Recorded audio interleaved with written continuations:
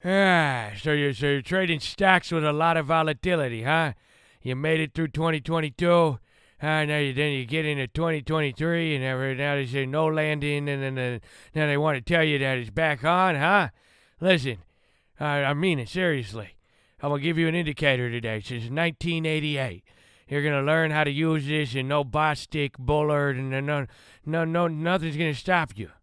All right, so listen up, Chad. All right, that's our intro for the day. But in all seriousness, Chad, today I want to talk about one of the most important indicators for trading. If you've been trading for a couple of years now, I think it's time that we get into understanding what this index is, because things are changing. And throughout the last year or so, this indicator has been on point, while other things like the VIX over here haven't really been shining through. So I have something to go over today. It is a volatility index. You may have heard me talk about it in the past. The best part about it is that it's been around since around 1989, and there's a lot of research and a lot of information on here. So I'm going to give you the rundown, but you could always learn more about this topic. And now, even better, why I'm bringing up the VIX and how things have played out recently.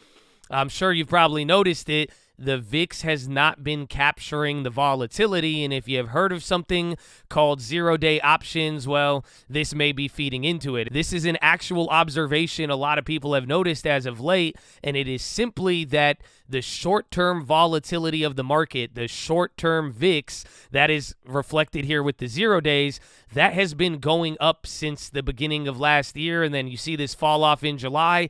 This has remained elevated, but you'll notice the actual VIX has been depressed, meaning you haven't seen volatility really show up in terms of the VIX. This used to be the OG indicator. I still think it is, but the last couple of years, it has definitely been hard to follow, and now this influx of zero-day options and a bunch of other factors have been making the VIX not really give you the same signals, or it's just not reacting the same. So what we're going to be talking about today is the new VIX, and it's not new at all. It's been around, but it is called the Move Index. So that is it right here. You could pull this up on TD Ameritrade. It's actually the Bank of America Move Index, and like I said today, I want to be able to help you understand it, but in all honesty, it is very complex. So here's the definition of it. It is a yield curve weighted index of the normalized implied volatility on a 1-month treasury option. It's the weighted average of volatilities of the CT2, CT5, CT10,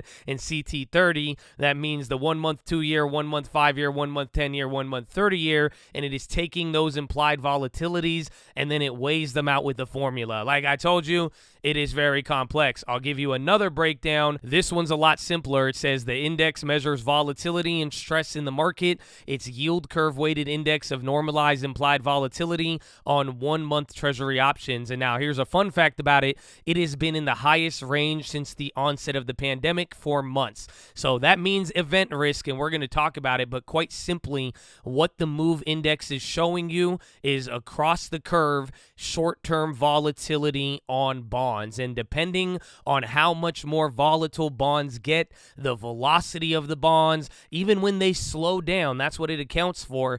This is a very crucial market indicator. It lets you know what the big money is doing, or all these nerds in bond land, what they are up to. So it's time to be balling off boring, baby. But why I'm bringing this up here, because over the last year or so, you'll actually be able to correlate how the market is moved to the Move Index. One thing notably, even here in February, after going with the whole hard landing, no landing, people feeling good, February 1st, you started to notice moves started to pick up, and then it got very violent, and sure enough, the market followed. But if we go back in time to around October 13th, that was the high, or that was the low of the market, that was the high of Move, and then things started to really, really decline there. The Move Index has been able to give us a lot. I think I could pull it up a little longer here, and you'll see that's what that fun fact was telling you. Since the pandemic, bond volatility has been elevated, and now every time they're talking about raising rates, people saying pausing, this and that, this is probably going to be the first thing to move, because as people are anticipating things to happen in the bond market, the implied volatility of bonds will start to move up or down. And then who gets hit last? Well, it's usually the stock market. So what I'm really trying to show you here is just simply how the stock market has moved in response to bond volatility. And if this is something that you keep up throughout the next couple of months here, especially in 2023, I definitely think this is going to offer you a service, and you're going to be able to see how there is a nice little correlation here. So I'm going to overlay it with the SPY, and you should be able to see what I'm talking about. Even here, as we start to decline, it's hard to kind of tell leading into it. Usually it's a couple of days in advance. Here in February, you'll notice by the time the move index was already up, we didn't start breaking down yet, and then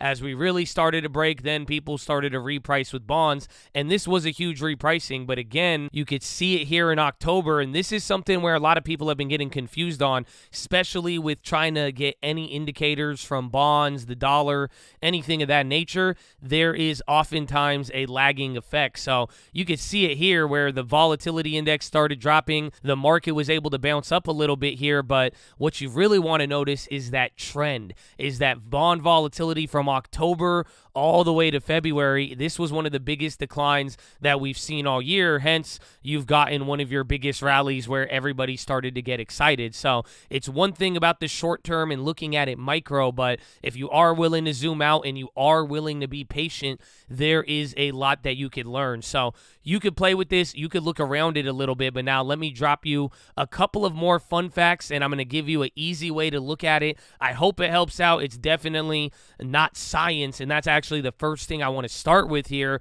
with understanding bond volatility and the move index.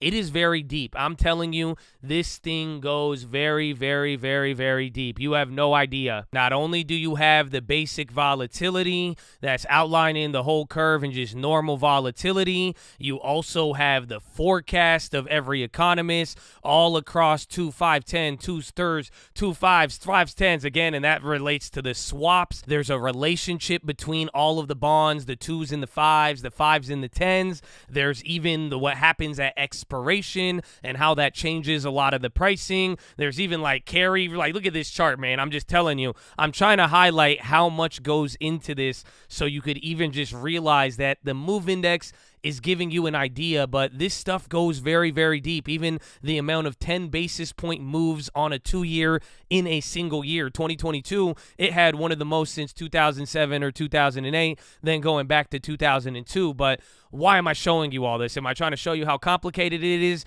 No, I hope you research it, but so you could kind of understand this is why we have an index. It helps give you an idea, but there is a lot of moving parts. So now what I'm about to share with you, imagine all of that deep, complex stuff I just showed you, and now get ready for what I'm about to tell you.